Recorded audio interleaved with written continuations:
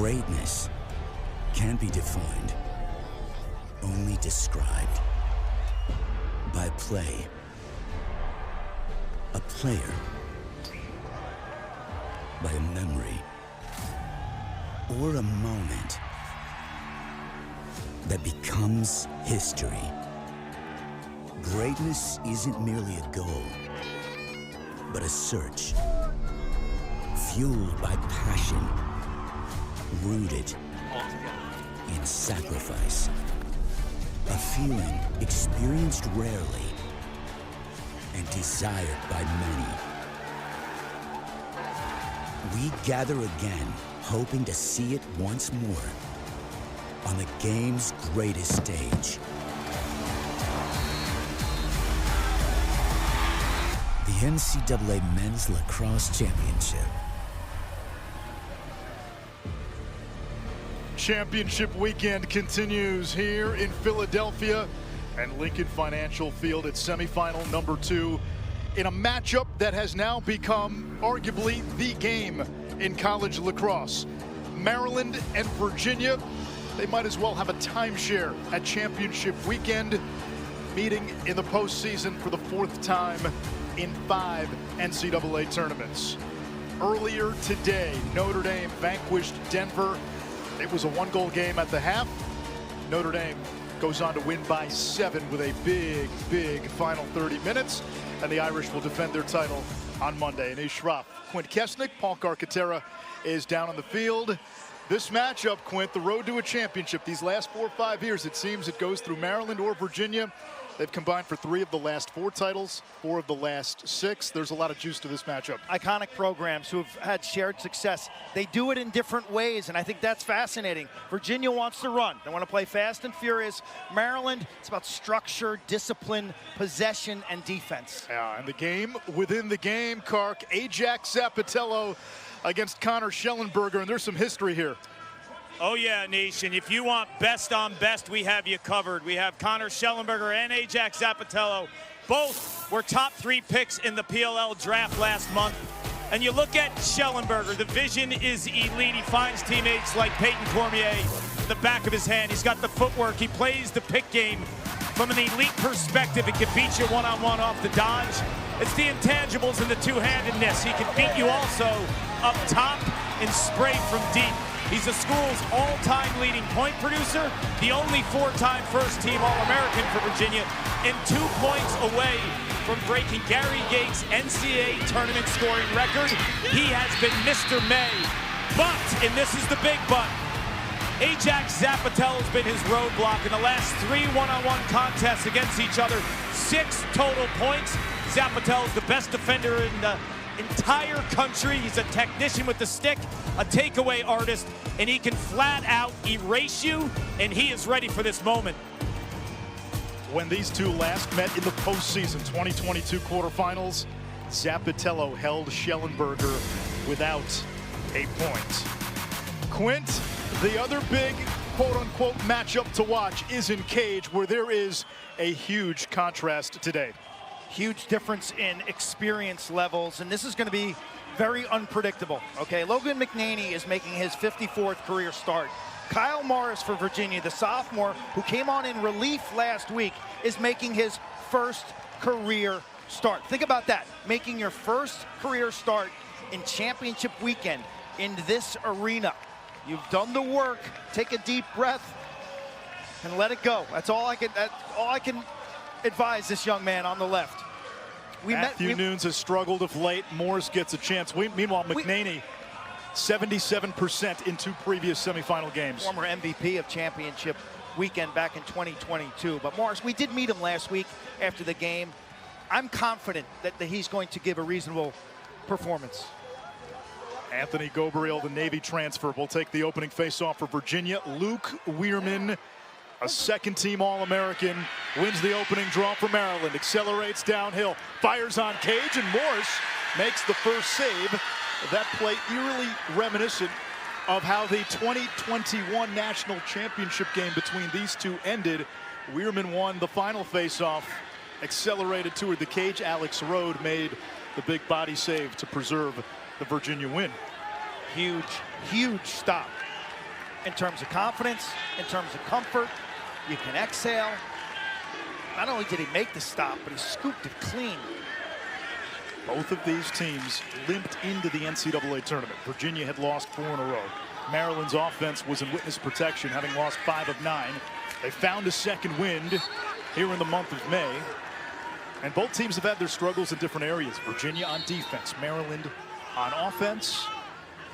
The two great coaches have shepherded their teams to championship weekend, and Connor Schellenberger gets the best of Ajax Zapatello.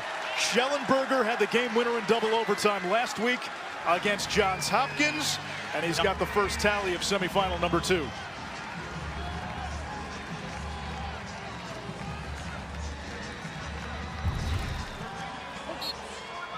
Pinch and pop. Virginia slow to slide to the Fogo. Morris digs it out of the turf, comes up on his toes. This is huge for Schellenberger. I talked to Lars Tiffany before the game. He said, I want my star to be selfish. I want him to own these one-on-one matchups with Zapatello.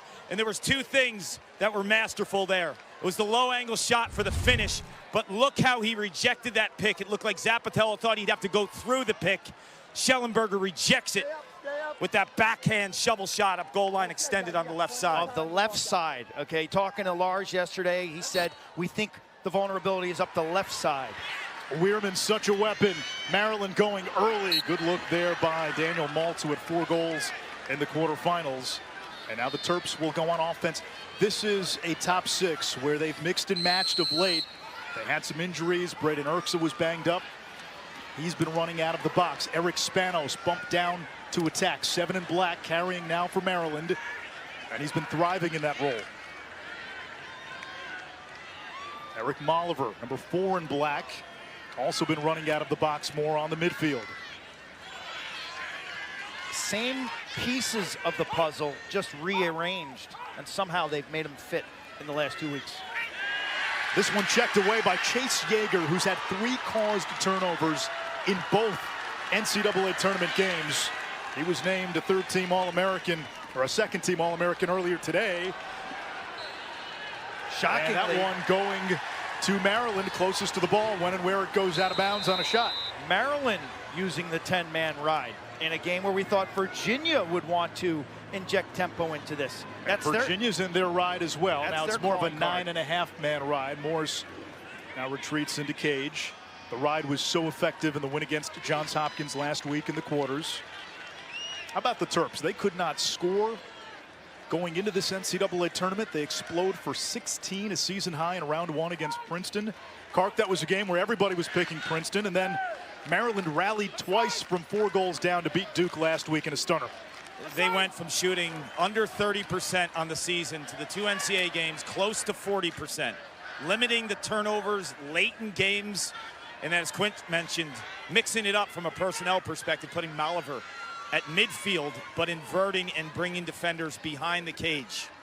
They went 4 and 5 over their last 9, losing to Johns Hopkins and then Penn State as Morris makes the save. There was Molliver on the invert, as Kark pointed out.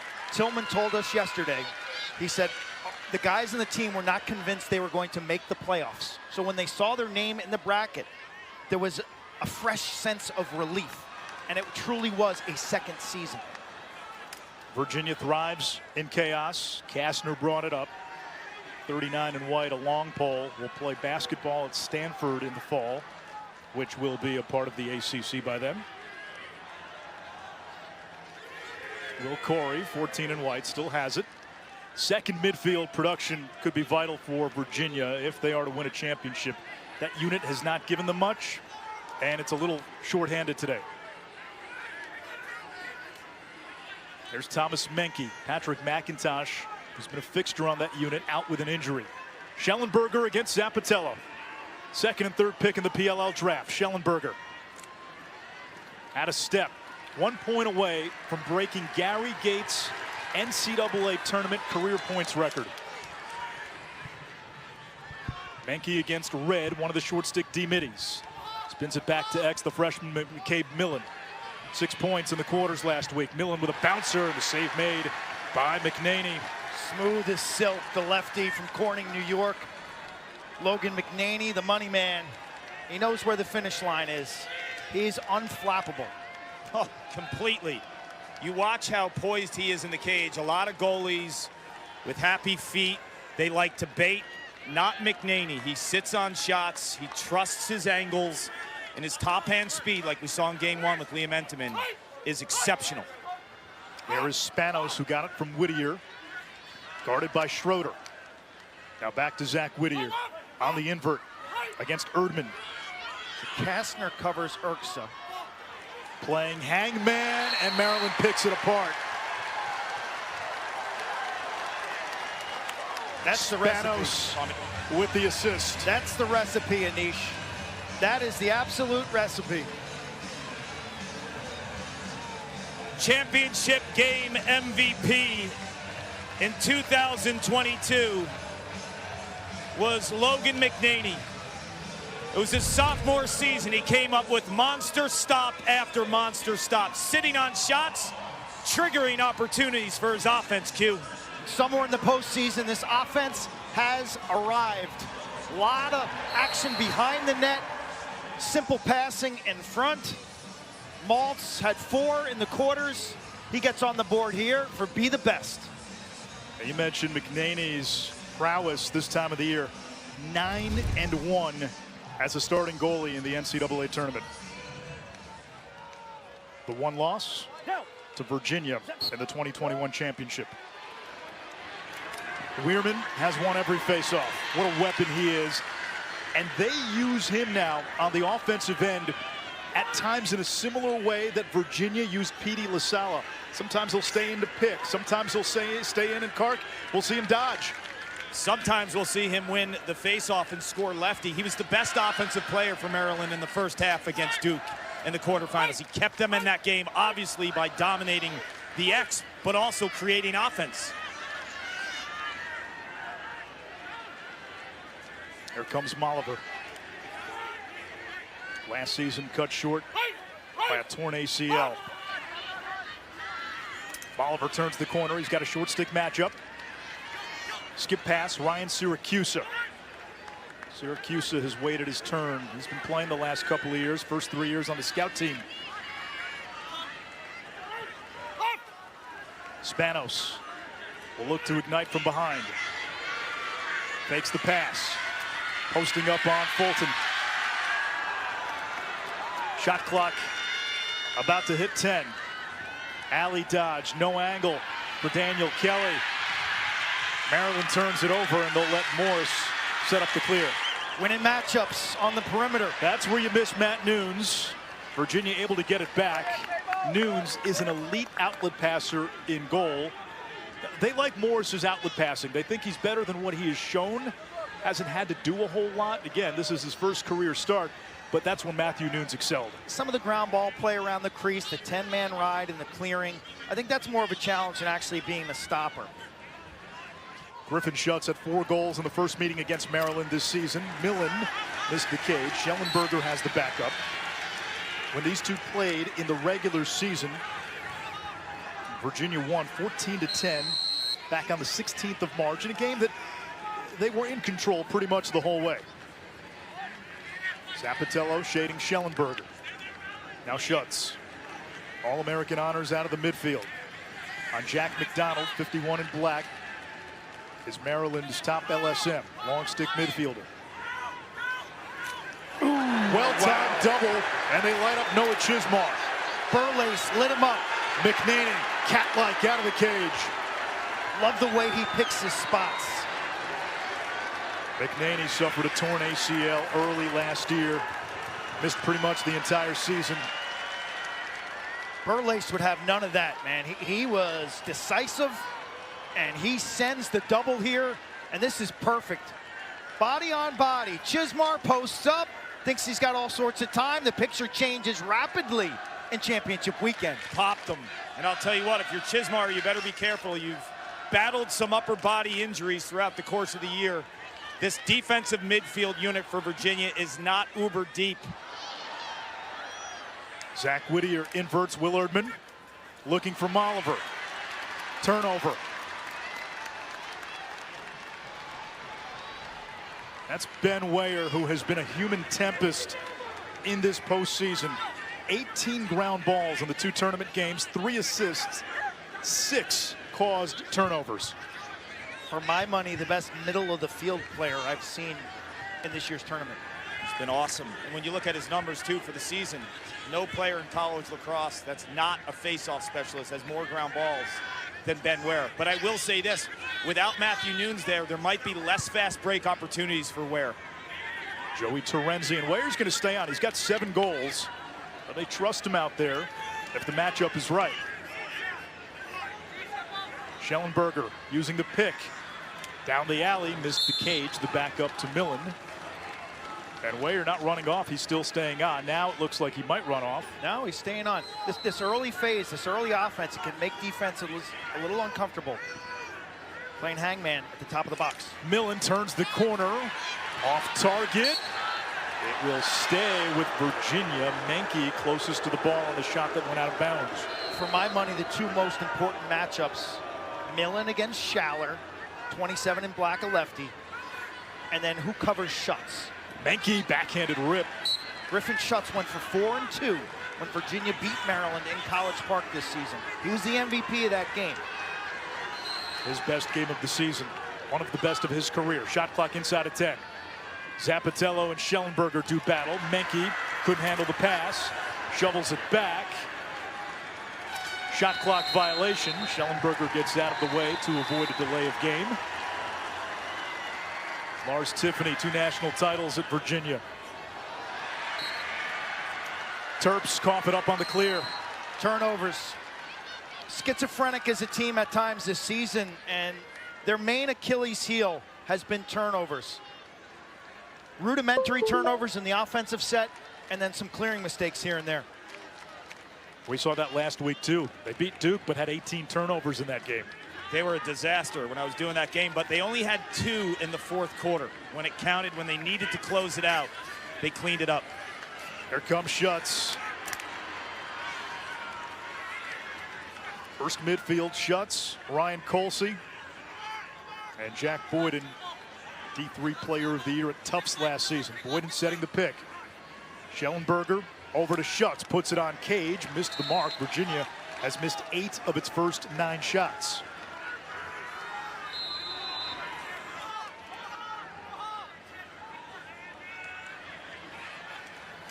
Millen got a good look.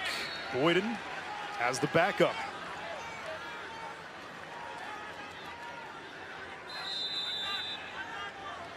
Virginia's taken 10 shots, only 2 of them on goal. Peyton Cormier, the NCAA's Division I all-time leader in goals. He hits the pipe, the ricochet to Maryland.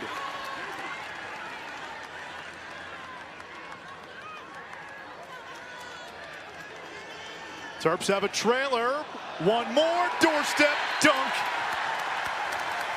It's Daniel Kelly for the Terps in the regular season against Maryland or against Virginia last year. They had the game-winning goal in overtime. Terps fans celebrate in style. A game of inches off the shin of Logan McNaney and then rings off the iron. Watch it again from goal cam. Doink. Ajax cleans it up, and in transition, a lever pass. Unbelievable.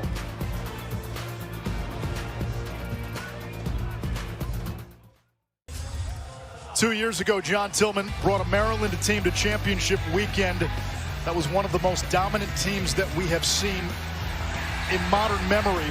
The Terps beat Cornell in the championship. They had to withstand a late Cornell charge. Tired legs got to them late, but this was a team that really up until the last 5 or 6 minutes of the national championship dominated its opposition. 18-0, first undefeated champion the sport had seen since Matt Ward's Virginia team did it back in 2006. And John Tillman has been the master of May. This is not near the same team that he fielded in 2022. Most folks expected Maryland to lose to Princeton in round 1. They were a popular pick to be taken down. Most folks expected Maryland to lose to Duke in the quarterfinals. Yet, Kark, here they are.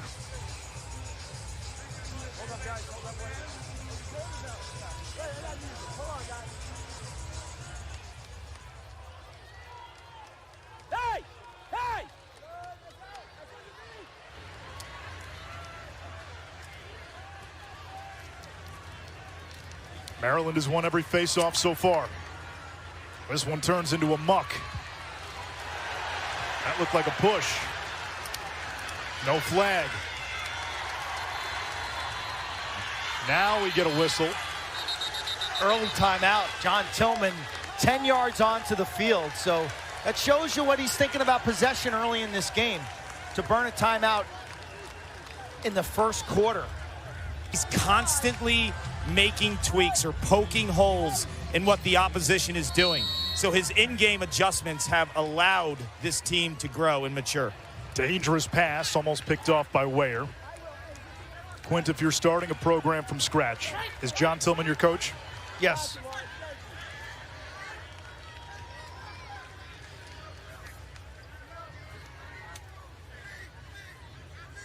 Urksa plays it back up top, Syracuse. Maneuvering around Weyer. Spanos using the pick. Schroeder bodies Spanos. Low shot, blocked. Look at that matchup with Spanos and Schroeder. I've watched a lot of Schroeder. If you try to play in the body against 49 in white, you will not prevail. If you're Eric Spanos, and he did against Princeton, he played in space. He used X, the back of the goal, and he used his speed. Good look here from the wing. It's Kelly, his second of the game. He had 2 against Virginia in the regular season meeting this year. Kelly can't miss in the postseason. That's from an angle. That's from a sliver of an angle. Makes it count. He had the winning goal against Virginia in the regular season down at Klockner in 2023. Last year he had big holes to fill in terms of Logan Wisnauskas, who graduated and was the Tewaaraton winner in 2022. He occupied that left spot. But Daniel Kelly has range, and he has the soft hands to make it count. Low to low, that can't go, but he does use some English, and that ball actually kicks for him. Virginia's got to do a much better job off-ball defense. I think they're doing a decent job on the ball, winning some of those matchups, but their off-ball guys got to tighten it up. Weirman wins another face-off, another clean exit. Weirman fires and scores. That juices the Maryland bench. 4-1 Terps.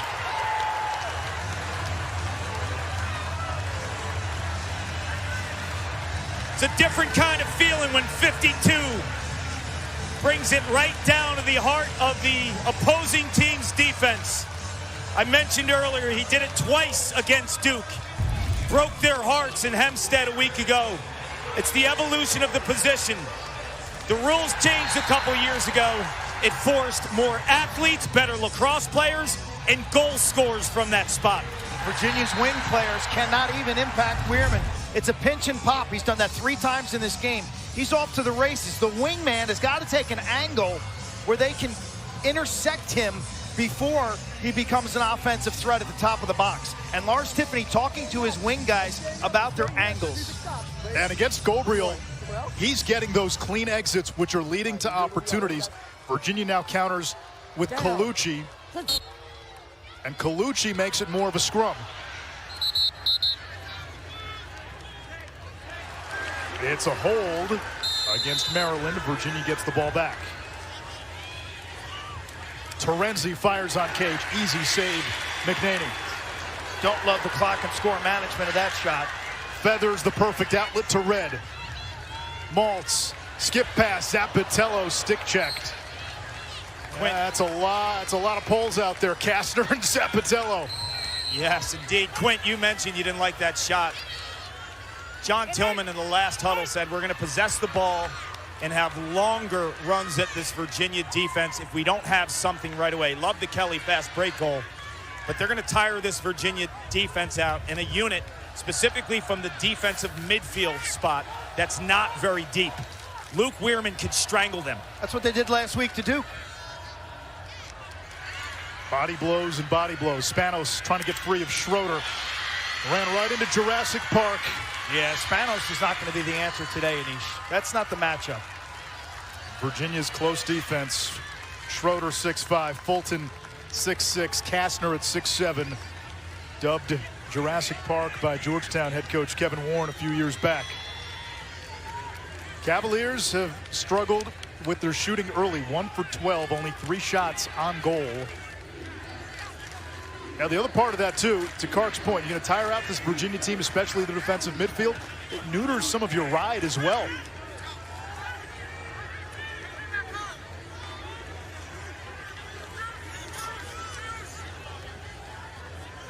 Short stick matchup for Ryan Colsey against George Stamos. Colsey turns the corner, and again, Virginia still struggling to hit the cage. 1 for 13, and 10 of the 13 have been off goal. Schellenberger sets the pick for Boyden. Top side, save McNaney. Back to Boyden. Shot clock resets to 60. First midfield on for Virginia. Midfield production's been hit or miss this season. Here's Millen, the freshman, not much on the shot. If Maryland can bottle up Schellenberger, Millen, and Schutz, Virginia has no chance to win this game. Colsey looking for Schutz, couldn't handle the feed. Maryland comes up with the ground ball. McDonald, transition opportunity. Zappatello fires too high. 33.8 seconds to go, opening quarter. They go slow here now. Now Virginia was down 4-0 early to Johns Hopkins. Maryland's going to manage the game to perfection. That's a John Tillman staple. You want to win the last minute of every quarter.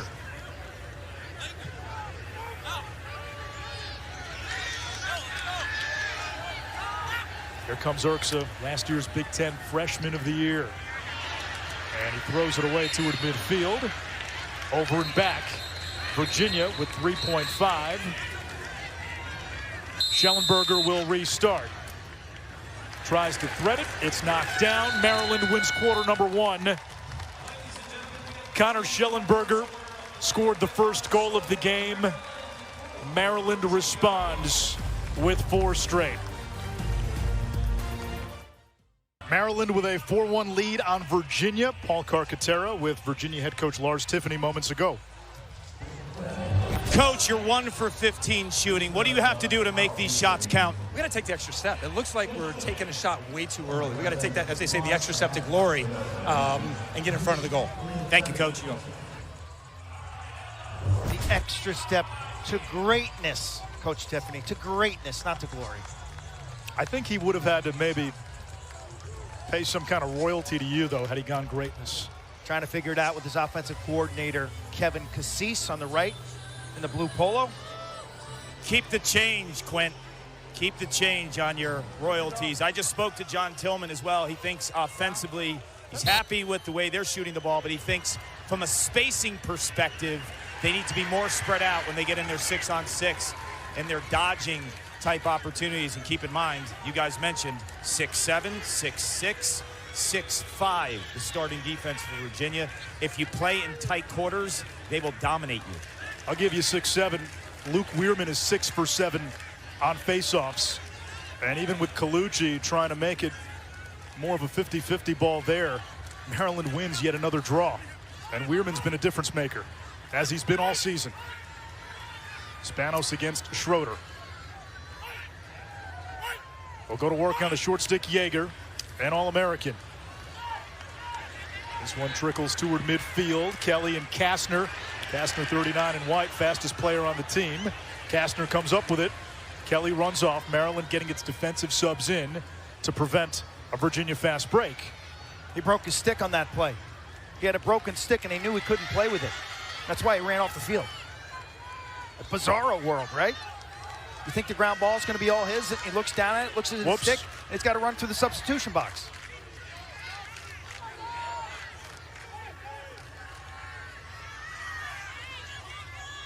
Here is Boyden. We mentioned a D3 player of the year at Tufts. We saw the Jumbos yesterday. They'll take on RIT. Zappatello's done masterful work this season dealing with picks. Getting underneath, scraping through. Shot on the run by Colsey. It's blocked. McNaney and Boyden battle. McNaney 2 ground balls for Logan McNaney, man. Again, picking his spots where he can fly out of that crease. Remember, nobody is assigned to the goalie in lacrosse. You got 6-on-6. He's the free safety, so to speak, on those ground balls. Anish, Shroff, Quint, Kessenich, Paul Carcaterra. We will complete our championship picture after this game. Notre Dame won earlier today, beating Denver 13-6. Irish will defend their national championship on Monday. They'll face either Virginia or Maryland. Cavaliers and Terps have combined to win 4 of the last 6 NCAA championships. Spanos, feet in front. Maltz had it taken away. Ball's on the ground. Whalen vacuums. And Virginia gets something going in transition. 7 turnovers by Maryland. Whalen plays it to the wing. Skip past Schellenberger. He'll dodge from high in the restraining area as he brings Zappitello out. Trying to pin some offensive personnel on the field now. Virginia keeps their Whalen and Jaeger on the field. Kelly was caught on defense, the attacker, and it looks like Jaeger is staying on. So there's some numbers right here. Terenzi out of the box. Step down rocket. Virginia ends a scoring drought of more than 16 minutes.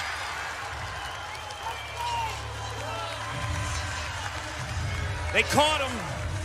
Daniel Kelly, who's an attacker, plays strictly offense, was dying to get off the field. Jaeger stayed the short stick D-midi. Virginia won the substitution game, which allowed Terenzi to come right down through the middle of the field and get this beautiful step down. That is the definition of early offense. While it's not a fast break goal, it's that next phase. It's the substitution portion. And your decisions there, offensively and defensively, have consequences. At some point, Maryland's got to say, you know what? He's got a 10-yard start on me. I'm going to stay in the hole and try to play some team defense. Instead, Maryland bails out. Virginia makes him pay. You know, Quint, if you are Daniel Kelly there and you're defending Chase Jaeger, Chase Jaeger's a short stick D-midi. You have to stay on that matchup rather than allow a 6-on-5. Colucci lost his stick. Weirman wins another face-off. 7 out of 8 for the All-American. Maryland looking for early offense. Good recovery that time by 16 and white George Fulton, the junior. This is a matchup with Eric Spanos, who's played midfield 90% of the season up until the NCAA tournament. If you're 7 in black, I would take Schroeder up top at 10 o'clock, at 2 o'clock. If you try to fight him in a phone booth, you'll lose. I don't think Spanos is the answer. I think Maryland's going to continue to hammer the shorties of Virginia, the midfield defenders, like this. Here is Whittier. Feet in front to Maltz. Daniel Maltz with his 2nd of the game, his 30th of the season, and his 7th, make it 8th of this NCAA tournament.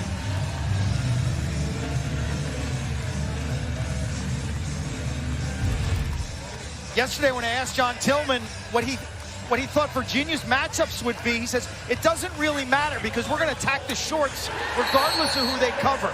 And suddenly Zach Whittier, 13 in black, is like the next reincarnation of an incredible assister. In the last 2 weeks, he's been throwing dimes to teammates, Garth.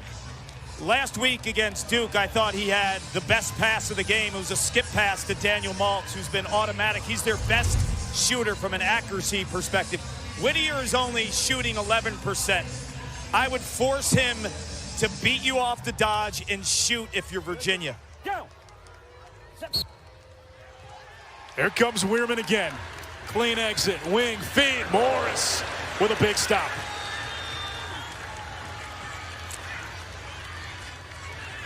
Erdman, punt return clear. Tell you, that face-off disparity is just a ticking time bomb. And it's not just Weirman winning face-offs. Weirman is creating offense and scoring chances off a majority of those face-off wins. Cavs still looking to get some answers in terms of Schellenberger against Ajax Zappitello. Millen has been stifled so far, and Griffin Schutz, who had 6 points in the regular season matchup, has yet to really put a quality shot on net. They've got Millen parked at X. 6 points in the quarterfinals against Hopkins. Here's the cutter. Boyden rolls back. Backhanded shot. Not there. Gorgeous set piece. That was a gorgeous set piece. The timing was just a little off because Boyden caught it too severe to the goal line extended. He didn't have enough angle. Millen guarded by Schaller. Now Schellenberger. He had the first goal today for Virginia. A 4-time first-team All-American. Colsey's shot turned away. Schellenberger weaving through traffic. Cormier dropped the ball. Schellenberger somehow came away with it. Now he lost it. Transition opportunity for Maryland if they want it. McDonald looks like he'll slam on the brakes, and the Terps will settle. You got some good matchups now. You've got Colsey and Schutz caught on defense. 13 and 24 in white. Schutz now able to run off. It looks like Maryland will wait for its personnel.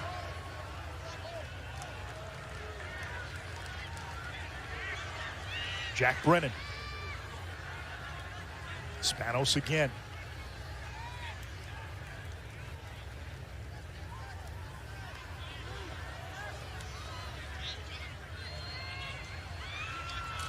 Top side. And the race to the sideline won by Jack Cadillac Chorus. Maryland's done a nice job of taking Kastner, Cole Kastner, 3rd and 9 in white, and putting him off ball in the middle of the field, far off the ball. He's seldom covered ball carriers in this game. Brennan against Yeager. Spanos feed in front, slam dunk, hat trick. Daniel Kelly, 6-2, Terrapins.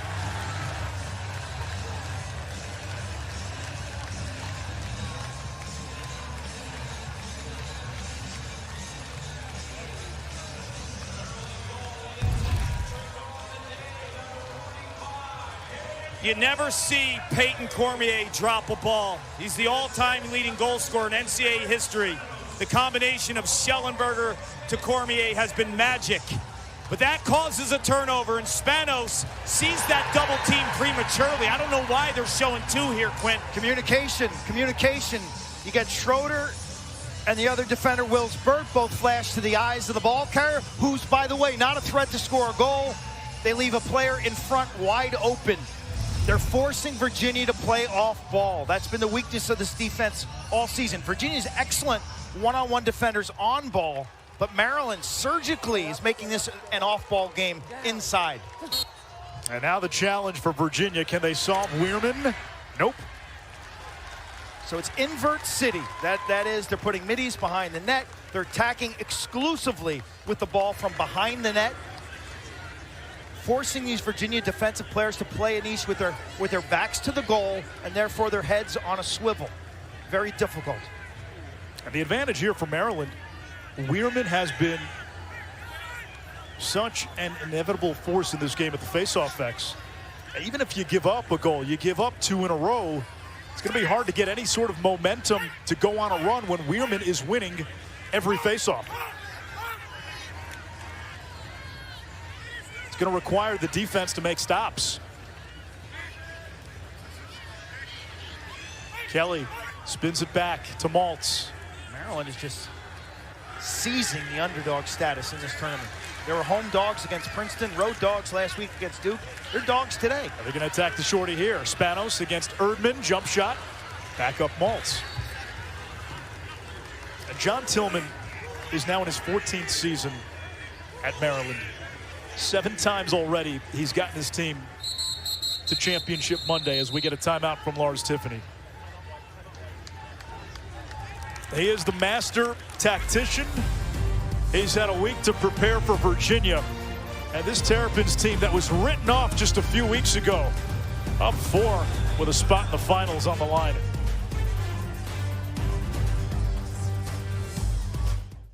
When it's all mixed up, you got to break it down. If you're Lars Tiffany, number one, you got to fix this defense from these invert scenarios. Terps, meanwhile, playing the role of puppeteer. They've got Virginia on a string. Cavaliers able to get this one back. It's Griffin Kaloji. Big weekend for the Kaloji family. His sister plays for Florida. They got to championship weekend. Fell to Northwestern yesterday. Older brother Kyle Kaloji Won 2 titles at UVA.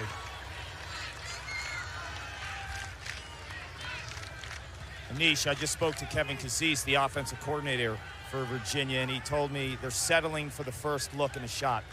I mean, they're 2 for 19 right now, but he also said Maryland isn't sliding. They have to find ways to win matchups. So who's the matchup here? Is it Millen? Is it Schellenberger? Is it Schutz? Who can beat their guy? Millen will try Schaller, gives it up to Schellenberger. Millen setting the pick. Zappitello so good on those picks, and that's a little big switch they tried. It didn't work. Millen, question mark, with an exclamation at the end. McCabe Millen, the freshman, his 40th goal of the season. He needs 1 more to break Joe Yavoli's freshman record for goals. That's winning a matchup. He was awesome last week. Yeah, this is a beautiful take here. The son of Hall of Famer Mark Millen and Aaron Millen, both in the U.S. Lacrosse Hall of Fame. McCabe does an outstanding job of feeling pressure. And when Schaller gets super aggressive right here, that allows him, since he kept his balance, to find his space and free his hands. Thought he was so assertive last week in the right way, picking his spots. He got banged up on this play. Schaller got him kind of on the wing, on the elbow, and he's changing his arm pads. Top recruit in the country.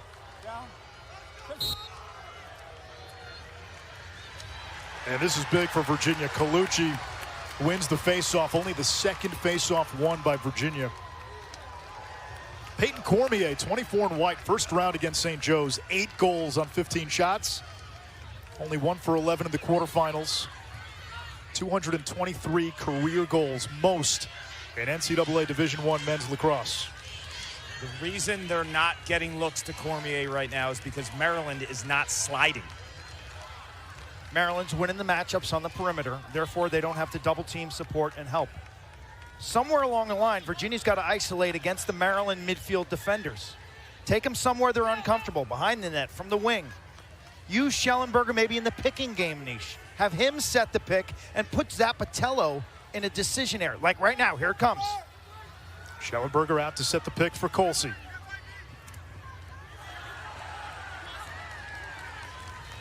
Colsey trying to shake Eric Kolar. He got a piece of it. And it's scooped up by Colin Burlace.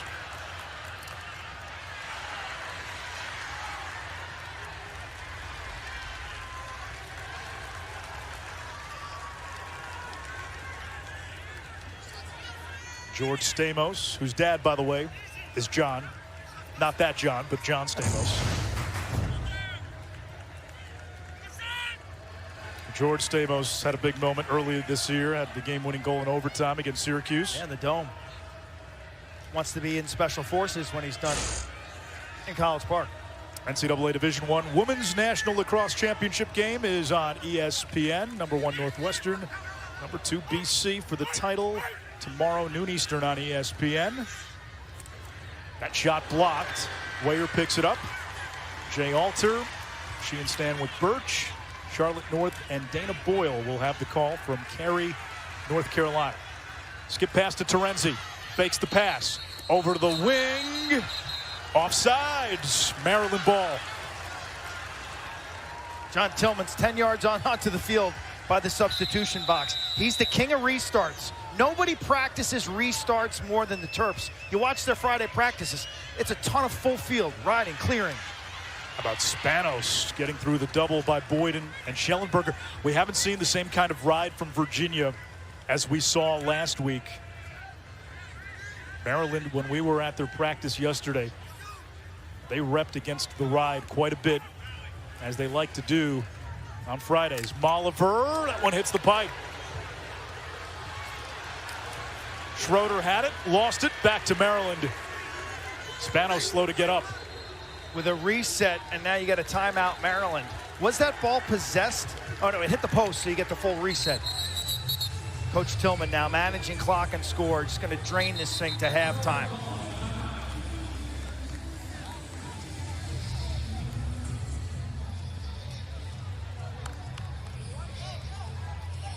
Now, so far, Maryland has controlled pretty much every aspect of this game. You start on the defensive end, in goal with Zappitello, at the face-off X with Weirman. Luke Weirman from Westchester, Pennsylvania, has put on an absolute clinic, whether it's the pinch and pop maneuver out the front, countering with a clamp and rake backside, his handle, and his ability to put the ball on the 6x6. This is a guy who's won more faceoffs than any player in Maryland history. He's as clutch as it gets. He's been sensational in this NCAA tournament, 73%. I think he can even play faster. Remember, the pro game's faster. Gets bigger, stronger, faster. And Shelley's ability to problem solve, to throw accurate passes, and to make great decisions, I think bodes well for him as a pro. Maryland has problem solved Virginia so far, up 6-3. In full control. There comes Molliver. Yeager tries to stay with him. All single invert. Take the midi behind the goal. Maryland got top side. Morris got a piece. And picked up by Virginia. Mike Prestopino.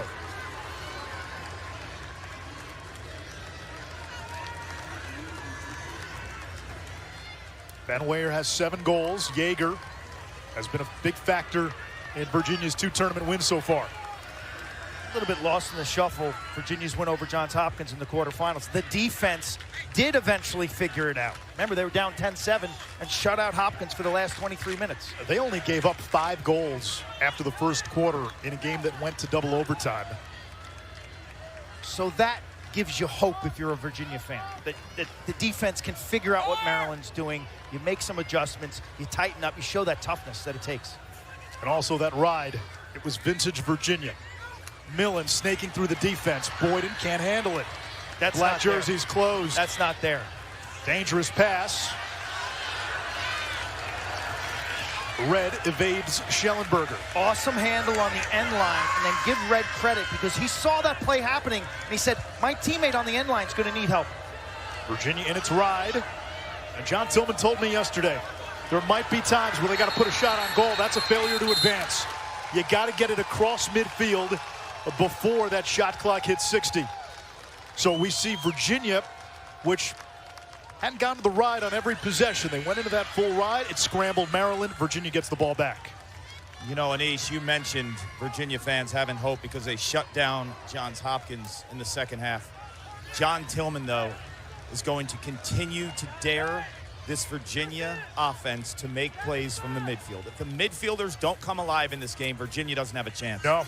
Here comes Schutz against Alviti, the Vermont transfer. Millen. That's off the stick of Colsey. Maryland's got it. Transition opportunity for the Terps. Burles puts it on goal and connects.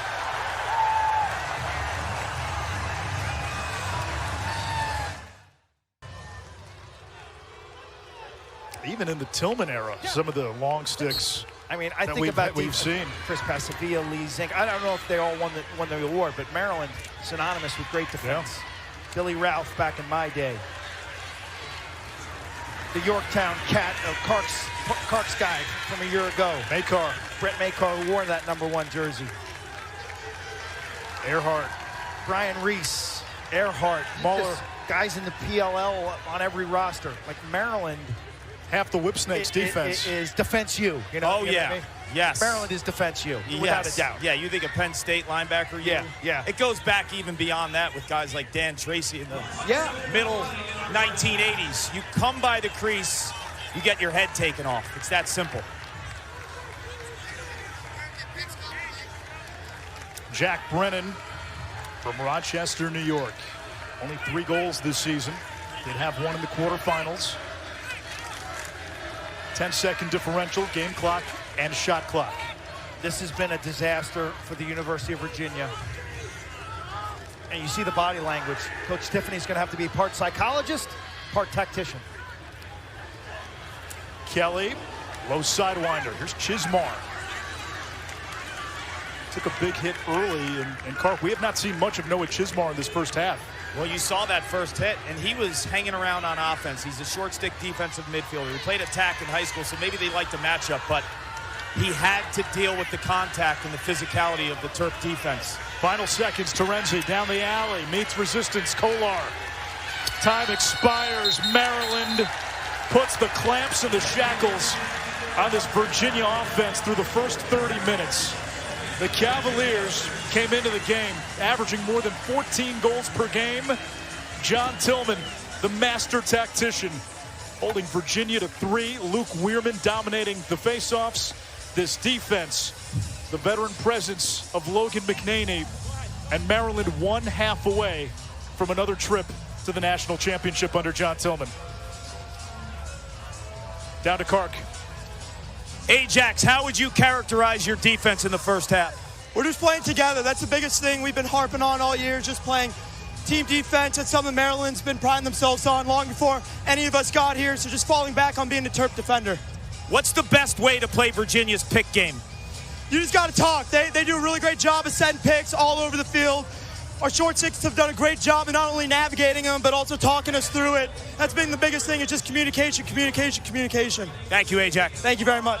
Ajax Zapatello, Big Ten Defensive Player of the Year, a first-team All-American, and the first defensive player in more than 20 years to win the Enners Award. Maryland with a 7-3 chokehold at the half.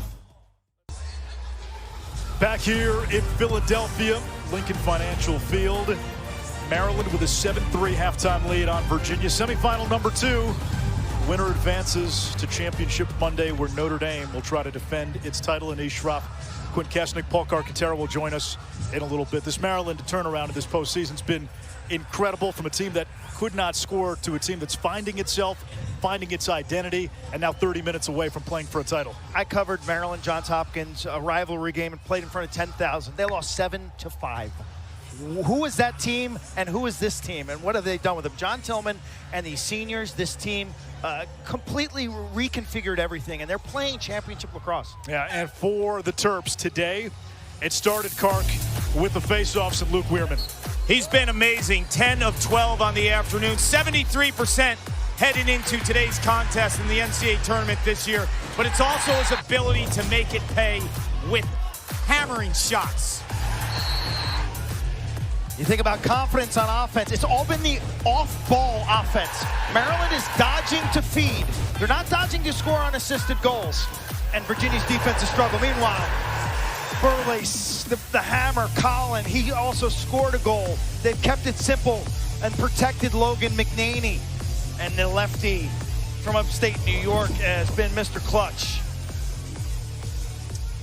You know, I just caught up with Lars Tiffany as well, and obviously dealing with Luke Weirman has been a monumental task. So he feels like they might have to put a pole at the faceoff to kind of limit his production. If they do that, expect Virginia to go into a 10-man ride after a Weirman win at the faceoff X. But make no mistake about it, offensively, they have had big-time struggles in terms of canning shots. 36% shooting percentage on the season today, only 14%. Another face-off win for Maryland. Now, Weirman now has won 11 of 13. What Colucci has done for Virginia since taking the majority of draws for Gabriel, he has prevented more times than not those clean exits which lead to transition opportunities. Weirman is in complete control, that time raking it directly out to a winger. Now, Virginia's adjustment defensively, slower to double team. Well, they were slow to double team. They didn't double team. And Cadillac Chorus gets his first goal of the game. He was a little quiet in the first half. He can do it all. He is about as old school gets. He would have fit in well in the 1980s, playing for Buddy Beardmore. Wing a face-off, play some O, play some D, get the water, round up the balls after practice. Look at him, he's sliding to the turf and uses that free hand to keep his balance. Jack Chorus can do it all. I agree with you, Quint. I look at the most valuable players on the team. It's Logan McNaney, it's Ajax Zapatello, it's Luke Weirman, and it's Cadillac, who just had a birthday yesterday as well. Turned 23 years old. Not a bad day to be a birthday boy. And maybe he didn't forget to take the candle off the cake before he started eating his. Well, that was Paul last night at Nitty's Tavern. Happy birthday, brother. Thank you. Look, when you're an Italian guy, the food comes first. The candle can wait. 12-2 face-offs. Luke Weirman. Feed inside, Spanos. Maryland tacks on. It is 9-3. Make it, take it, turn and rake it. Quint, you mentioned Cadillac can do everything, including picking up the balls. Staying on wings on face-offs allows him to be productive in early offensive sets. This time, dodging down through the middle of that defense, and that through pass to Spanos. Spanos smells this coming, man. He fills that gap and knows he's going to get the rock. Schroeder, 49, is ball watching, head's not on a swivel. Spanos is at X, and he says, you know, this guy's not respecting me. He's staring at the ball carrier, and he curls topside, presents that visual target. Spanos had a 4-point game against Virginia earlier this season. 4 goals in round 1. Earned honorable mention All-America honors. Gobriel took the last face-off, committed a violation. Colucci this time. Virginia with a rare face-off win. Weyer all the way. He can score. Good look. Bouncer high. Weyer's got 7 goals. Millen fishes it out. You needed that one, didn't you? Now, Virginia needs a lot more than that. Shooting 3 for 22. Below 15%. Schellenberger 1 for 2 shooting. Only 1 shot in the last 29 minutes of the opening half. That's maybe the best offensive player in the country. What's the adjustment, personnel or scheme?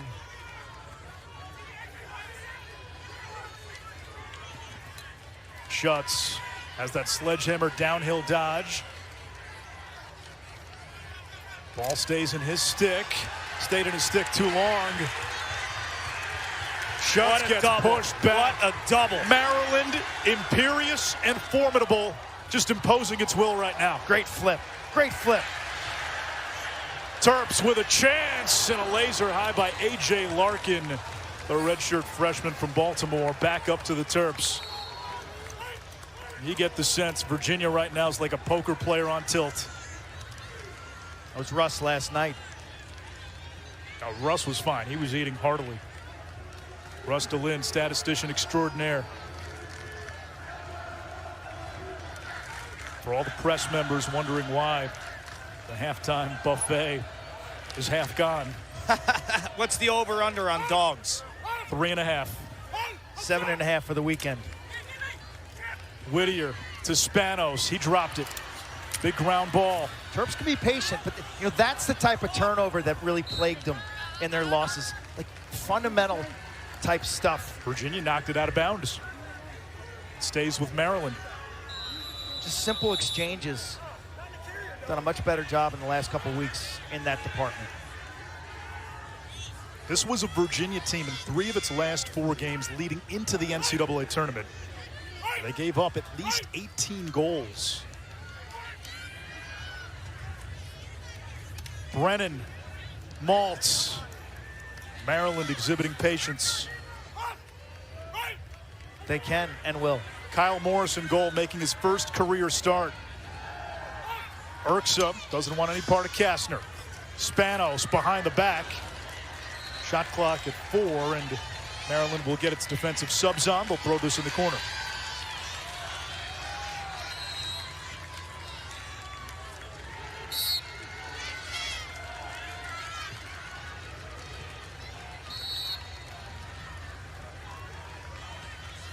Clark, at what point, if you're Virginia, do you just say, we got to go full 10-man ride? Now, I think right off the next face-off, and Lars Tiffany told me that they were going to employ that. I think it has to happen on that next face-off. And Peyton Cormier has the ball. He's been silent because Maryland is not sliding from the crease. This midfield needs to step up and become Dodgers if Virginia has any shot. Maryland has been so sound on defense. Quint, you mentioned the shooting struggles of Virginia. How much of that is what the Terps are doing defensively? Oh, 90% of it. Millen inside to Schellenberger. That's the best look they've had in a long time, and they couldn't get it. Alviti off the ground. Great grounder, 77 in black, finds Zappatello, man. The net is open, and now Morris retreats in. Ajax makes all the simple plays look so easy. I'll give Alviti, 77, a lot of credit. It's a first-time grounder in the defensive zone, cleared efficiently. But not only can Ajax cover, he can transition the ball. His decision-making is on point. I love everything about his game. He could play in front of me any day of the week. He is part of the great Oregon Trail of lacrosse, a Portland native. What a pod of excellence. Started with Peter Baum, to Wharton winner from Colgate. Sam Handley, Alex Slusher, Tucker Dordovic, Ross Scott, Chop Gallagher, Ajax Zappatello. All like in the same community, trained together, played club together, grew up together, all D1. Many are moving on to the PLL. Maryland with a jumper, shot blocked. Ryan Powell, very influential with the Rhino Lacrosse, getting that going in Portland. Weyer fakes the pass, stops, whips it. Millen's got the backup. 1 goal in the last 17 minutes. That shot shows you the frustration. It's like a long pole saying, you know, you guys have had the ball enough in settled sets. Schellenberger skip, Cormier, one more, doorstep, there it is, Noah Chismar. It's still 9-4 with 9.5 to go in the third. Noah Chismar, Jr. out of Baltimore, 15th career goal. Tom Cara played at Johns Hopkins. Dad Richard, best-selling author in the horror genre. Great ball movement, skip pass, one more down low to Chismar, who played attack in high school.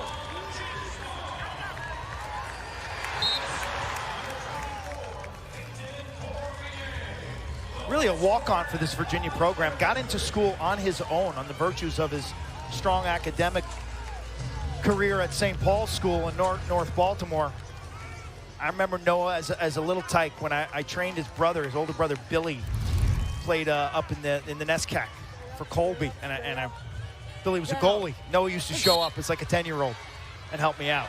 Colucci wins the faceoff, accelerates ahead. There's the trail check, popped into the air, ball on the ground.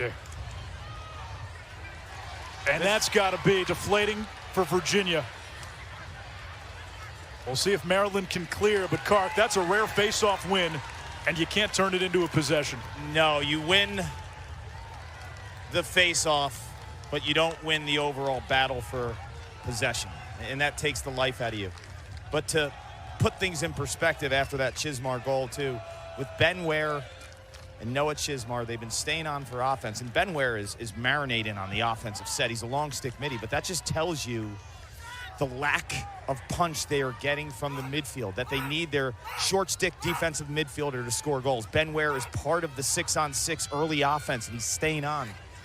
This has been a defensive effort led by Jesse Bernhardt, the defensive coordinator. They are flying to the ball. This is perfect team defense in the 6-on-6 sets for Maryland. Just beyond impressive.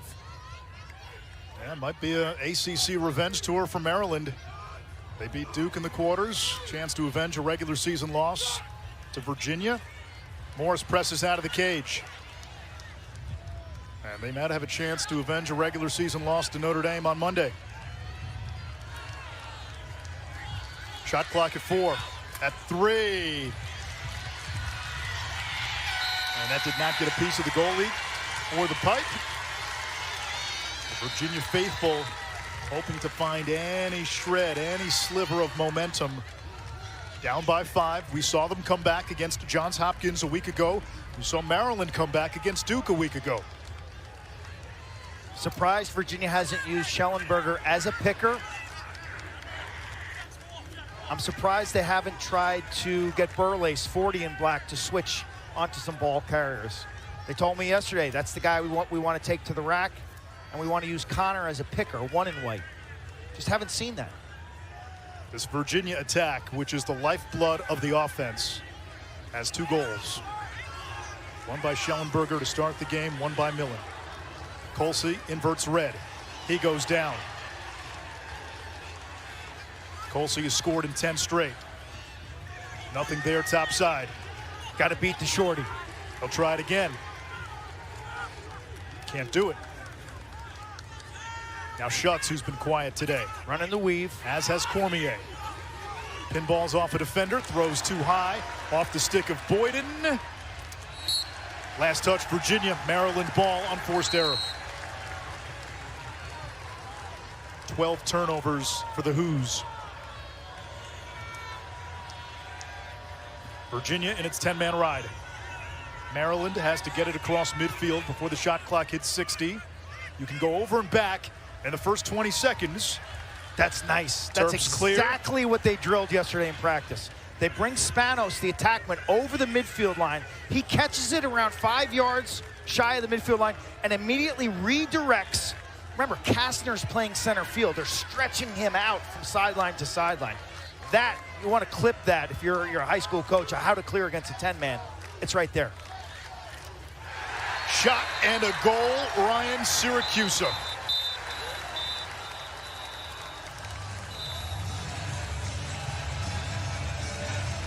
Lars Tiffany is in disbelief. The route seems to be on. Just like this team, it's all been growth throughout the course of the season, and for Siracusa, it's been over his career. A scout team player, making the most of his opportunity and popping a corner.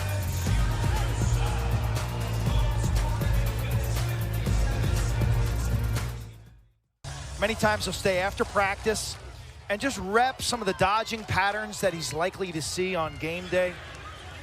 Young man living on Chipotle in College Park and Maggiano's when he come here to Philadelphia. Two dinners in a row at Maggiano's. Yeah, that's a lot of carbs. You know, you look at this offense for Virginia, and it's been a masterful defensive performance by Maryland, but Kevin Cassis, the offensive coordinator in the huddle just now, he emphasized to his group, you have to make contact with the picks. Now, the problem is, if you watch Ajax Zapatello and a lot of these close defenders from Maryland, they're playing through the picks in terms of their body and the way they get through. Getting underneath, yep. Yeah, it's next level. Millen works on Canfield. He got banged up last week. Here's Schutz. Oh, took a big hit, bounced off Kolar. Schutz again, left hand. McNaney the save. Only the 8th shot on goal for Virginia. McNaney gobbles rebounds, does a nice job of seizing the moment around the net. He's got a bunch of ground balls to his credit in this game as well. Kark, you were at Hofstra last week, where in the second half, Maryland had 9 goals and held Duke to 9 shots. That's what Luke Weirman does to you. I mentioned in the first half, if you're not careful and you let the Terps to hang around, he strangles the life out of any type of philosophy you have offensively and defensively. I saw the Duke short stick D-middies, who are, for my money, the best in the country. Aidan McGuire and Jack Gray and Jake Caputo. They were so gassed by the fourth quarter because of the possessions and the length of the possessions that Maryland had. There's just no juice left. Menke. How's Virginia's juice right now, Kark? I don't see it. What's the feeling you get? I feel like it's down. When I was in the huddle, just the body language and the overall fight, it seemed to be honestly like they've been defeated. That was a tough shot there by Millen. Almost a desperation heave. 5 saves for McNaney. They don't get easier than that. Logan made it back from that. Zapatello thought about putting him one on cage, but I don't think Maryland's going to give Virginia an opening here. They handle the ride. Morris gets back in net. Spanos off the scramble. Bingo!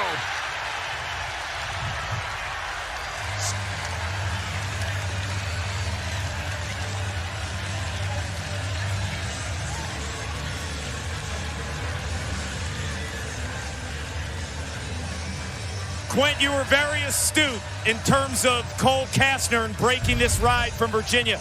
They are forcing him to commit to one side and then the redirect, which opens up the middle, and then it's a numbers game. Handle under pressure.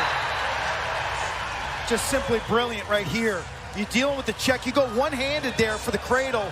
You know Spanos is open on the backside, and you throw it to space. Great clear, Burlace handling. He face dives, and then he gets to celebrate. John Tillman spent an enormous amount of time this week dealing with repping the Virginia ride. His scout team deserves tons of credit for the good looks. We watched it yesterday in practice for 20 minutes on a Friday. And you wonder why Maryland clears and rides with such efficiency in May. Yeah, well, think of it this way. If Cole Kastner's a free safety, it's almost like a quarterback using his eyes or misdirection to get the safety to bite one way. That's what they're doing in the clear game. He can't cover both sides of the field. And the failure to clear typically against a 10-man is when you try to run it up one side and you corner yourself and you bring the sideline in as an extra defender. So Maryland, when they get that ball reversal, it's kind of like a two-way go. And they put Kastner as the free safety. He's got to cover a wide out on both hash marks. Like, I can't get there. Maryland has been the puppet master. Whittier to Spanos. This was unpredictable, though, Anish. I mean, come on. 5 losses, some of them brutal. An offense that was sputtering. If you're wondering, only 3 teams with 5 or more losses have ever won a national championship. Virginia did it in 2011. Steele Stanwyck and the Cavaliers beat Maryland in the title game. That was John Tillman's first season in College Park. Duke did it in 2013 when Brendan Fowler won every face-off against Syracuse. And North Carolina did it to Maryland in 2016. The unseeded Tar Heels led by Steve Pontrello, Austin Pafani, Joe Bresci's team. All of those upset teams, the Terps. All those teams share like that second win component. And I talked to Ajax about that this week. I said, at a time when the offense was sputtering, how did you guys stay together? And they did. They said we needed to give the offense confidence. It was just a matter of us putting the right puzzle pieces in the right spots. So give the players a lot of credit for not turning on one another when you have a team that was so dominant defensively and struggling on offense. Terenzi, skip pass. Schellenberger brings it in.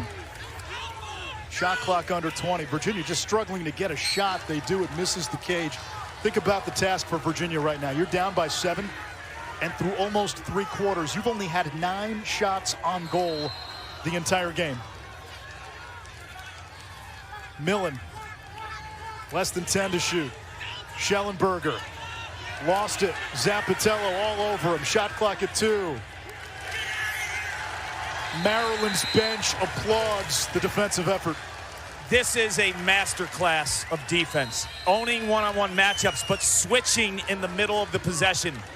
An example of that was Peyton Cormier. When he's inside and he doesn't have the ball, they are not sliding off of him. When he had the ball that time, they have a call where it's a quick slide, knowing that he's not going to make a pass off the dodge. That Cormier, when he has the ball in his stick, it's all about a shot. So they sent that double quick. You give John Tillman a week to prepare and look out.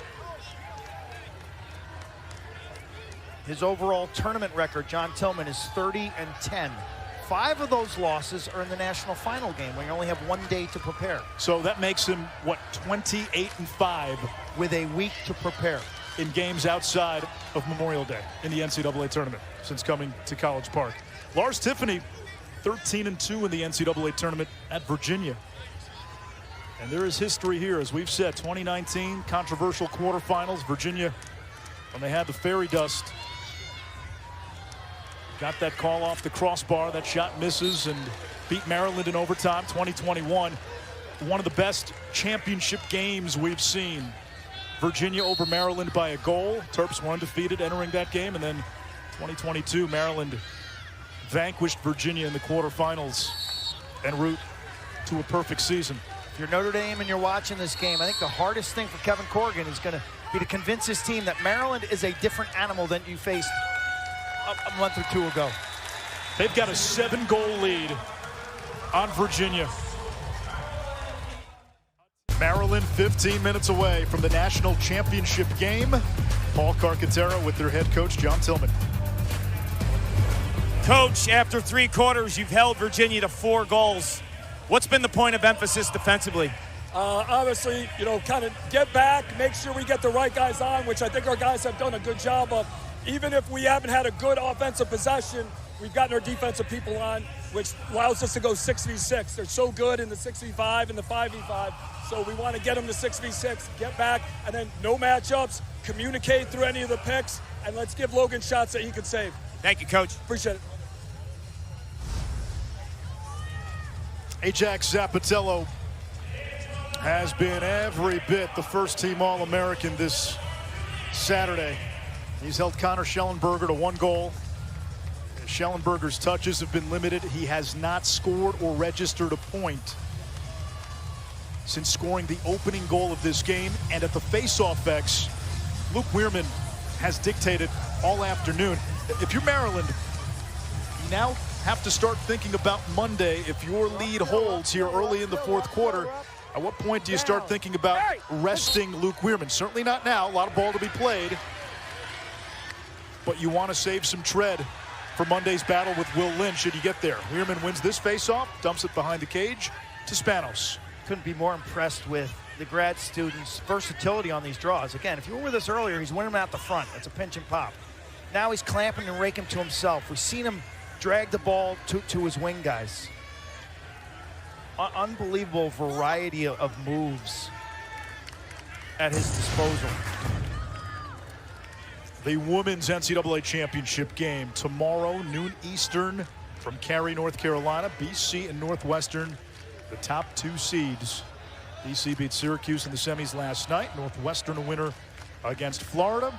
Jay Alter, she and Stanwyck Birch. Charlotte North and Dana Boyle will have the call tomorrow. Kark? Yeah, the matchup I'm looking forward to is the Northwestern attack. Izzy Skane, Aaron Kuykendall, Madison Taylor against Shea Dulce and Cage. For BC, the sophomore has been incredible. Thought she was fantastic. Quint, I don't know if you got to catch any of that, but from a goalie perspective, Dulce is just so fundamentally sound and took over that game against Syracuse. She's tall, but she's really bendy. My daughter's a new goalie, and I'm like, you need to watch BC. You need to watch BC. If you live in the Research Triangle in North Carolina, or maybe even in Charlotte, you got to get to that championship game, okay? There's such quality on the field. Shot clock violation on Maryland. To see it in person, it can change somebody's life. New goalie for Virginia's Matthew Nunes. So Nunes, who was benched today in favor of Kyle Morris, who made his first career start, back in there. And Kark, that tells me Virginia knows its only avenue back into this game is the ride. It's with quick outlet passes, and you're essentially banking on Matthew Nunes to get you some transition one way or the other. Spot on. Spot on, Anish, because Matthew Nunes, if you watch him on tape throughout the course of the year, he's one of the best outlet passers in college lacrosse. You're down 7 goals. You're going to have to play hyperspeed. Ben Ware is going to have to be involved in some scoring opportunities, the short stick D middies with Chase Yeager. And the only way that happens is quick outlet passes and play at hyperspeed. Cormier trying to fight through an armada of Terps. Now Schellenberger. We just haven't seen him used as a picker much today. That's what Virginia coaches told us. That's what John Tillman anticipated, and it has not been a part of the calculus for Virginia all afternoon. Schellenberger, just 3 shots, 1 goal. Cormier, 0 for 3. Schutz, 0 for 2. There's a lot of things you can do with a star player when he's being marked the way Ajax is covering Shell. You can take him to the hot area inside it and make Ajax the double team man. Saying, okay, Ajax, you're going to go double the ball, or are you going to leave Connor, or are you going to stay with him?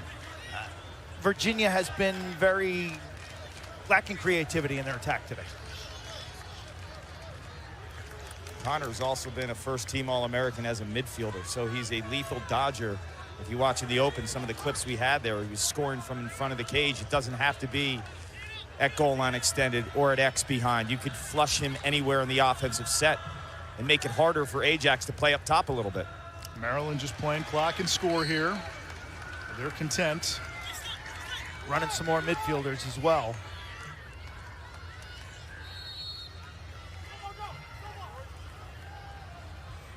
The fewest goals Virginia has scored under Lars Tiffany, 7. It's happened 3 times. This view will give you an indication about Maryland. What I love is their approaches on the ball, their stance and stick positioning as they give up a layup. Way to go. And that is Cormier right on the doorstep. His first goal of the game, just his 2nd point. It's 11-5, still a long road ahead for Virginia. And Connor Schellenberger, with that assist, breaks Gary Gates' NCAA tournament career points record. That's a much better pick, but this is just an off-ball issue where you got ball watching and staring upfield, and Cormier pulls the string. A little look away. Shelley to Cormier. Cormier, the all-time leader in goals scored. He had his co-pilot in Schellenberger. You think about all the great goal scorers, and they had that. This is the record that was just eclipsed on that last play. You know what's so nice about that feed? How quick his wrists are. And when you watch Schellenberger feed and why he's the greatest feeder in ACC history, statistically, he rarely gets balls knocked down because his release and how quick his top hand is when he triggers that pass is so quick. Defenders don't have time to get their sticks in the passing lanes to knock it down. And there's a no-look component to many of his passes, too.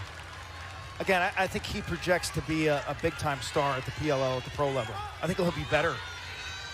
It will be the first time where all the attention isn't on him, too. He's playing around some stars, Jeff Teat and guys like Brian Costabile for the New York Atlas. He's going to be able to breathe and have an acclimation period where the target isn't on his back every single time he touches the ball. Schellenberger determined, his shot blocked. Tougher read will be how Cormier transitions to the pro level. Terenzi spins back. Now think about what we have seen in the ACC over these last 4 years. Pat Cavanaugh, who still plays on Monday, Schellenberger and Brennan O'Neill, their careers intertwined. They faced each other quite a bit. O'Neill's career is over. Schellenberger's career holding on by a thread right now. Schutz has his shot stopped by McNaney. Cavanaugh's got a chance for a 2nd title. It's been a treat to watch those 3 over the last 4 years. It'll be a treat to continue to watch them over the next few years in the PLL.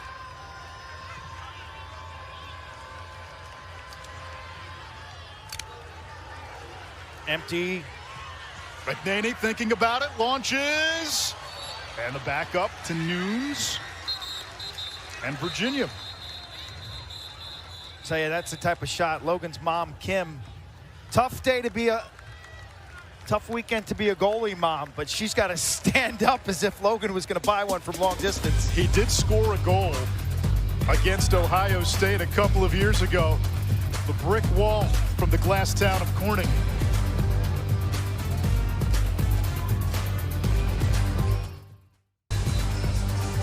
Notre Dame beat Denver earlier today. The Irish have won 13 in a row. They'll play for a national championship on Monday and to try to defend their title. Maryland, 10 minutes away with a 6-goal lead on Virginia. If you're looking ahead, the Terps played the Irish in South Bend March 3rd. Notre Dame won 14-9. If somehow Virginia's able to come back, Cavaliers 0 for 2 this season against the Irish. Last time out in Charlotte ACC tournament, Virginia drubbed by 9 goals. Kark, though, you called that Maryland-Notre Dame game back in March at South Bend. I remember football team was out there in full force. What do you remember? I remember the football team being out there supporting Jordan Faison, and he scored a goal right in front of him, and they completely erupted. But big picture, I thought Ajax Zapatello did a fantastic job on Pat Cavanaugh. Cavanaugh had a goal on him one-on-one, but similar to the shot that Schellenberger had. It was one of those low-angle, fancy trick shots that Zapatello was there. So I thought he did a fantastic job on Pat Cavanaugh. But when you spin forward and you think of the matchups, Maryland has the ingredients, as we see Schellenberger here lose the ball. They have the ingredients. Yeah, that's Zapatello. They have the ingredients right now to play with anyone. They have Luke Weirman at the X, a lockdown defender who could take the quarterback out of the mix. And then you have Logan McNaney. This is the most experienced goalie in the NCAA tournament. As crazy of a run we've seen from Liam Entenmann, Logan has more experience. Think about this, Kark. It's a battle between the last 2 national champions. The 2 goalies were the last 2 most outstanding players of championship weekend. You got John Tillman playing in that championship game for the 8th time should Maryland hold on. 8 times. Chance to win his 3rd title. One interesting nugget about that game, Pat Cavanaugh may not have had his best offensive output. It was still okay. He had 4 caused turnovers in that game. More than Ajax Zapatello, the defender, had. Find a way to make an impact. Syracuse up, chorus. Erdman and Nunes got in the way. Ball loose in the crease. Weyer knocks it down and allows Nunes to clamp. 6-goal deficit for Virginia. Less than 8.5 to play. Winner to Monday's championship.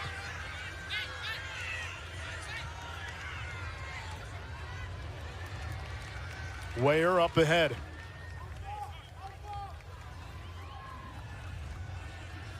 What's been the most impressive part, Quint, of Maryland's late season turnaround? Really, it happened over these last 3 weeks. The offensive transformation.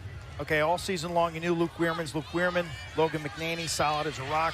Defense was good, even when they lost to Hopkins 7-5. You're like, wow, they just held Johns Hopkins to 7 goals. But the offense was so poor. And I remember texting Clark, I'm like, I'm not sure Maryland's going anywhere with this personnel on offense. There's no alpha. Who can get to the rack? And somehow John Tillman, Coach Phipps, and the group moved some parts around, found a style that works for them. It's a kind of a passing style out of invert sets, and confidence is brimming. An amazing turnaround. The product they've put on the field in this tournament, the shooting percentage spike. Look what they're doing now, Virginia. They always struggling could to get play a shot. good defense. Millen got his hands free. It's his 2nd of the game. The freshman had 3 goals, 3 assists last week. 11-6, 7:13 left.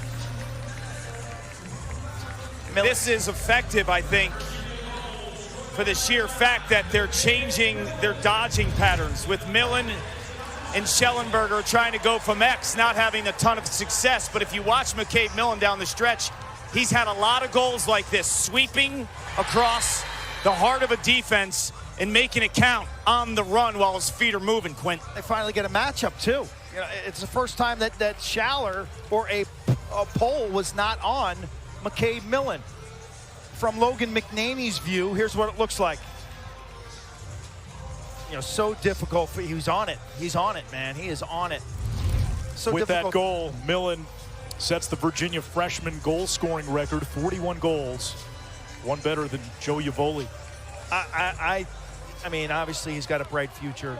I love everything about him. His compete level, how hard he played last week against Johns Hopkins. He'll benefit enormously from being around Connor this year. That was a chance for Virginia. Maryland comes up with the ball. You know, Quint, you mentioned when we were texting back and forth earlier in the season, no alpha.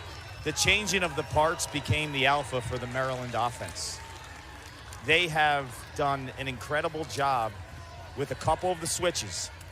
With Urksa playing some midfield, Spanos playing some attack, Molliver now coming out of the box. It's created short stick matchups that force defenses to at least show, and then the ball spins. I don't know if you're Notre Dame, if you take the bait.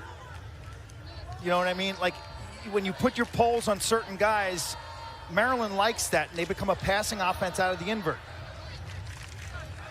I think the challenge for Notre Dame is going to be not to slide and make Maryland beat them off the dodge. Why slide to those weak threats, those invert guys? It's all smoke and mirrors. It's worked. This was a team that in the Big Ten tournament, its last game before the first round tilt against Princeton, they lost to Penn State 19-9.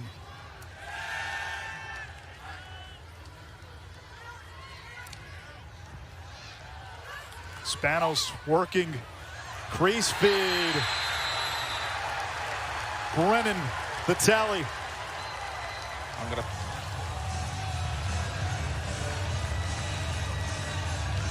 You can't beat them with sheer muscle.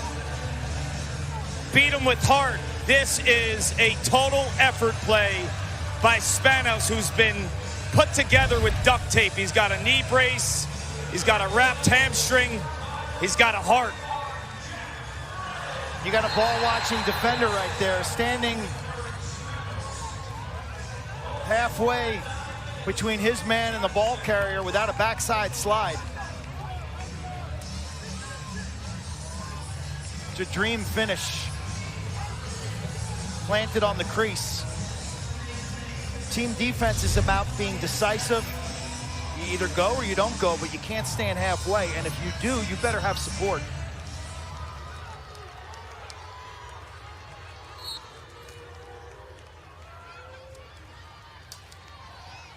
Weirman's still in the game. Still in there. Colucci wins this one.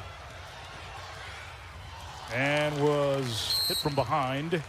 He was in the crease as well. And he's slow to get up. Virginia added 3 Fogos this season in the portal.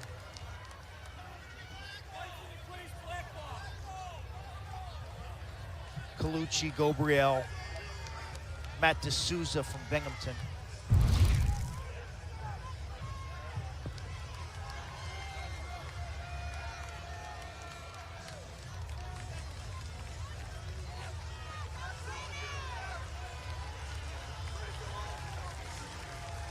Just the way he lands, gonna be a little bit of road rash, potential shoulder, collarbone.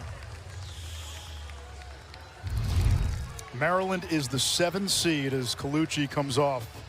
He's had to battle Weirman most of the afternoon. Only 2 7 seeds have won a championship since the tournament expanded back in 2003. Duke did it in 2013. And Virginia did it in 2011.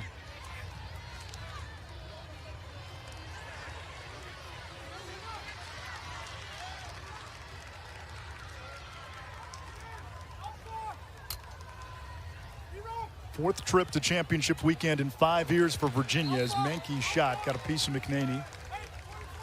Last year, Virginia's season ended in the semifinals. They had a 2-goal lead late against Notre Dame. Liam Entenmann stuffed Griffin Schutz on the doorstep. It would have made it a 3-goal game with about 2.5 to play. Notre Dame tied the game, won it in overtime, and then beat Duke on Monday for their first title in school history. Maryland a season ago, coming off that undefeated campaign in 2022, eclipsed in round 1 by Army in College Park. Schutz had 4 goals in the first meeting against Maryland. He has been quiet today. A turnover by Virginia, 4.5 to play. Do the Terps go? They do. Shot blocked. It comes back to Maryland, and now expect them to squeeze it. Erksa playing keep away from Kastner, waiting for the cavalry.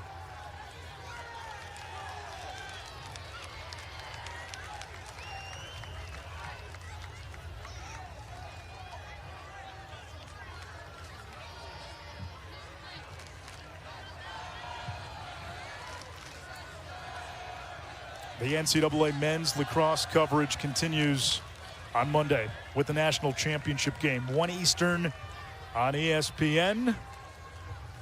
Looks like Notre Dame and Maryland.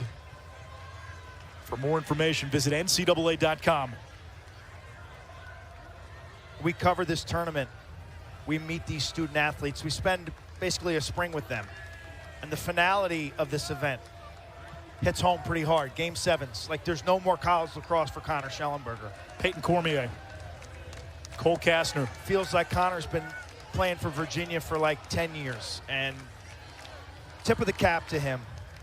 It's a guy who I cannot recall one instance where he didn't give his all.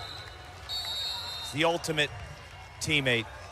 I've talked to so many players from Virginia and coaches over the years.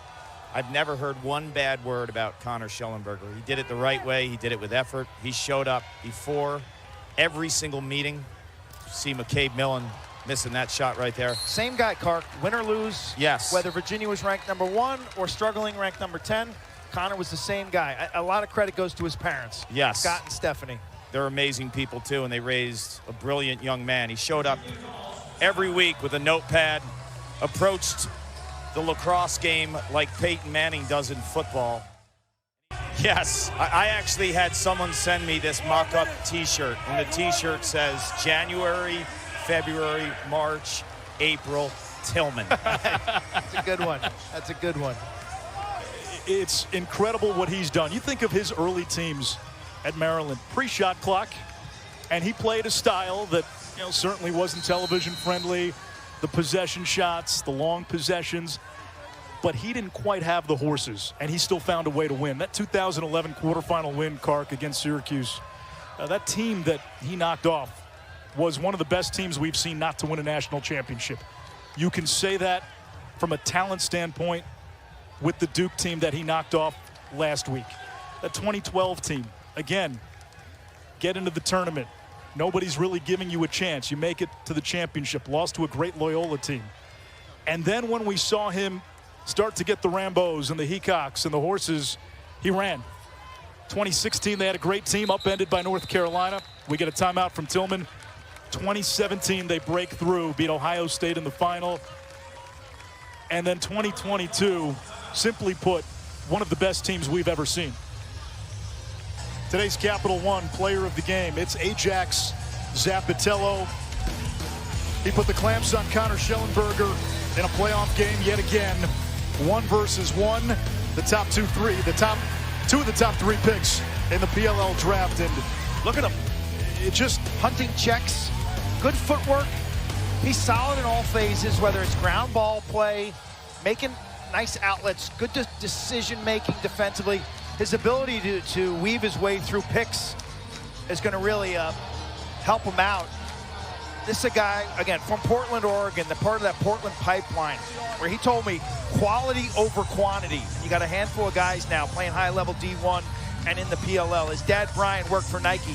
As a youngster, went to preschool with Alex Slusher, who played at Princeton and Duke. They said they do one-on-ones in Slusher's backyard. That's where it all starts. Someone had to play O, somebody had to play D. You saw Ajax when he was little, too. In 8th grade, everyone was a foot taller than him, too. He was the runt of the litter and kind of matured late. And he won with heart and skill and technique early on. And then once his body developed, he's become one of the great defenders ever to put on a Terp jersey. There's royalty in his name, too. Ajax, for those familiar with Greek mythology, is one of the mighty heroes of the Iliad, second only in strength to the great Achilles. I thought he was named Ajax because he can clean things up on the does that too. On the defensive end. Does he get another night at Maggiano's? Does he get 3 for this weekend? It's a superstitious bunch. 1:37 to go. John Tillman is about to take Maryland to the championship game for the 8th time since taking over as the Terrapins head coach. Carc, you start to peek ahead to Monday. First glimpse of Notre Dame, Maryland. First glimpse, biggest thought at the X, opening face-off, Will Lynch, Luke Weirman. Do we need anything more in terms of selling this, in terms of how these teams have grown over the course of the season? I don't think so. This is an all-time face-off matchup. We think back to the days of Trevor Baptiste and T.D. Erlin. We have an epic battle. There's some other good matchups, though. You got Ajax against the Kavanaugh. You've got the goalie matchup, McNaney and Entenmann. McCabe Millen broke his stick. He's running off. Wes Schmidt in goal for Maryland. He asked me first glimpse, not second, third, and fourth. Yeah, we got time for that tomorrow. We need more than one paragraph. Notre Dame seeking a repeat. Maryland seeking its 3rd title under John Tillman. Looking for its 5th championship in program history. 73, 75, 2017, and 2022. Irish will look to go back-to-back. Virginia kind of went back-to-back 2019, 2021. There was no tournament in 2020. But the last team to win in consecutive years was Duke, 2013 and 2014. Final 5 seconds. Corey. John Tillman, the master tactician, has done it again. Maryland against the world. They find a way to be the best. on semifinals Saturday. The Terps double up Virginia 12-6, and they will play for a championship on Monday against Notre Dame.